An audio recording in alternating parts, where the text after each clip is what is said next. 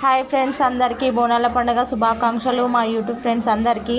మా ఇంట్లో అయితే బోనాల పండుగ చేసుకుంటున్నాము. పొద్దున్నే లేచినాము, దేవుని పొట్టాలన్నీ నేను శుద్ధిగా చేసుకొని అక్కడ ఫస్ట్ దేవుని దగ్గర పూజించుకొని అమ్మవార్లకు నైవేద్యం పెట్టేసుకున్నాం ఫ్రెండ్స్. పొద్దున ఫస్ట్ మా ఇంటి ఎల్లమ్మకు నైవేద్యం పెట్టిన తర్వాత నేను బోనం అన్నం వండడం స్టార్ట్ చేసిన ఫ్రెండ్స్. బోనాలు అయితే చేసినాము. మా ఇంట్లో అమ్మవార్లకు 2 వడి బియ్యం పోసినాం ఫ్రెండ్స్.